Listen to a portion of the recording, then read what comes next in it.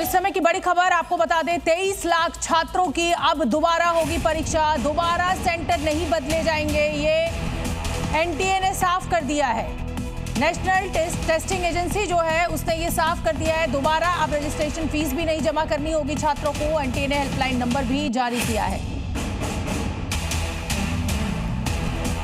जी news के तमाम reporters इस समय फील्ड में मौजूद हैं, इन छात्रों को सुनने के लिए, इन छात्रों की समस्याओं को सरकार तक पहुंचाने के लिए, और जी न्यूज एक जरिया बनेगा। दिल्ली से सुमंत मेरे साथ है, जम्मू से रजत बोरा और पटना से प्रशांत झा। सुमंत, दिल्ली में छात्र आपके साथ मौजूद है, सुनवाइए क्या कह रहे हैं छात्र, क्योंकि ये अन्याय है छात्रों के साथ। इतना मेंटल टॉर्चर, इतना पैनिक, एग्जामिनेशन नाइट का वो जो प्रेशर होता है वो हम और आप भली भांति समझते हैं। देखिए शोभना, इस वक्त मैं एनटीए के ऑफिस के ठीक बाहर मौजूद हूँ। एनटीए यानी नेशनल टेस्टिंग एजेंसी, जो नीट का एग्जाम कंडक्ट कराती है, दिल्ली के ओखला में ऑफिस है। और इस वक्त ये जो पूरी गहमा गहमी देख रहे हैं, ये एनटीए ऑफिस के बाहर का है। एनएसयूआई के कुछ कार्यकर्ता यहाँ पहुंचे थे, उन्होंने एक बार फिर यहाँ पे विरोध प्रदर्शन किया, नारेबाजी की, केंद्रीय शिक्षा मंत्री धर्मेंद्र प्रधान के इस्तीफे की मांग की। और अब से थोड़ी देर पहले बड़ी तादाद में यहाँ दिल्ली पुलिस के जो जवान थे वो तैनात थे, और सभी जो प्रदर्शनकारी छात्र थे उनको यहाँ से डिटेन कर ले जाया जा चुका है। लेकिन बावजूद इसके आप देख सकते हैं कि अभी भी ये मेन एंट्रेंस है जहां से आप एनटीए दफ्तर में एंटर करती हैं, वहां पे अभी भी पुलिस का पहरा यहां पे है, यानी कोई भी व्यक्ति यहां से अंदर ना जाए। जिस तरीके से नीट का पेपर लीक हुआ उसके बाद एनटीए सवालों के घेरे में है।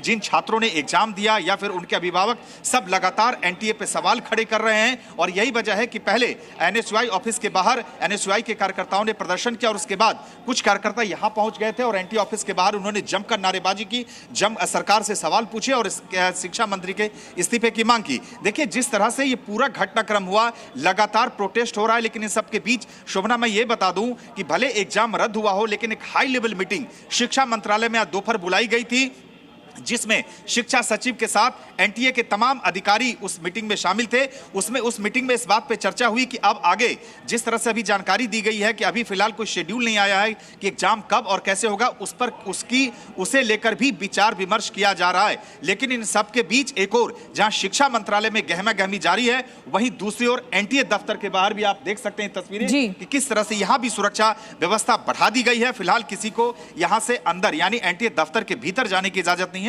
बाहर एनएसयूआई के कार्यकर्ता आए थे, उन्होंने नारेबाजी की, प्रदर्शन किया, और उसके बाद पुलिस उन्हें डिटेन करके यहां से ले जा चुकी है। ये बड़ा अन्याय है उन छात्रों के साथ। 12वीं पास होते हैं ये छात्र जो नीट के लिए एलिजिबल होते हैं, रात भर दिन भर पढ़ते हैं। माता पिता की परेशानी समझिए, अपने गांव से शहर से एग्जामिनेशन सेंटर लेकर जाते हैं, इतना पैसा खर्चा होता है, और उसके बाद अगर एग्जाम रद्द हो जाए तो एक मेंटल ट्रॉमा, एक मेंटल टॉर्चर है छात्रों के लिए भी और उनके माता पिता के लिए भी। प्रशांत का मैं रुख करूंगी। प्रशांत, आपके साथ भी कुछ छात्र मौजूद हैं इस समय, पटना से क्या तस्वीर है? देखिए शोभना, मैं आपको दिखा रहा हूँ, ये सारे छात्र हैं मेडिकल के, और इन छात्रों ने इस बार 3 मई को एग्ज़ाम दिए थे। हर का ये सपना था कि इस बार ये 650 से ज़्यादा का स्कोर लेके आएंगे और फिर अपने माँ बाप का वो सपना डॉक्टर बनने का ये पूरा करेंगे। लेकिन इन बच्चों के चेहरे पर जो मायूसी है, इसको आप देख लीजिए। चाहे लड़की हो, लड़के हो, चाहे यहाँ के जो टीचर हैं, यहाँ उनके चेहरे पर भी देख लीजिए, किसी के चेहरे पर यह नहीं है कि वो बहुत खुश हैं। वजह यह है कि यहाँ पर, चाहे आप समझ लीजिए कि बिहार में 2004 में जब रंजीत डॉन हुआ था, उसने मेडिकल के पूरे पेपर्स को क्रैक किए थे, तो बाद में संजीव मुखिया ने जन्म लिया था, और संजीव मुखिया ने 2024 में इन तमाम बच्चों के सपने को तोड़ा था। उसके बाद बता दूं कि अब 2026 है, और इस 2026 में जब ये सारे बच्चे पूरी तन्मयता के साथ 2 साल की तैयारी के बाद परीक्षा देकर आते हैं, और देखिए हमारे साथ आनंद जायसवाल हैं, जिनको सारे बच्चे बताते हैं कि वो 650 से ज़्यादा का स्कोर लेके आएंगे। अब बताइए आनंद जी, सारे बच्चों ने आपको क्या बताया? नहीं, काफ़ी सारे बच्चों के मार्क्स 650 से ऊपर आ रहे हैं। 695 वाला बच्चा भी था।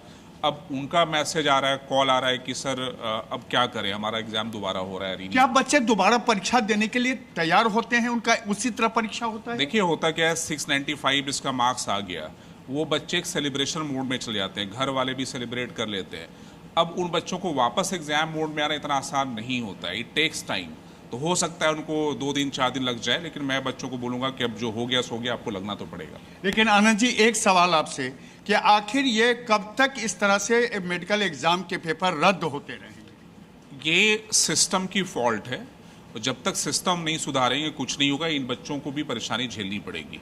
तरीका एक ही है, जैसे जेई का एग्जाम होता है, जेई मेन के एग्जाम होते हैं, जेई एडवांस का एग्जाम होता है, आप कभी पेपर लीक नहीं सुनते हैं।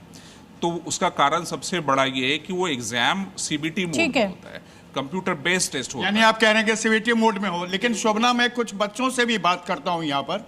इन बच्चों को देखिए, इनकी पूरी तैयारी थी, और बताओ कि जब एग्जाम कैंसिल हो गया है, अब तुम क्या कहोगे? फिर से वापस एग्जाम मोड में आने के लिए थोड़ा हाँ, तो टाइम प्रशांत जी, मैं लगेगा, आऊंगी क्योंकि आपके मेरा पास।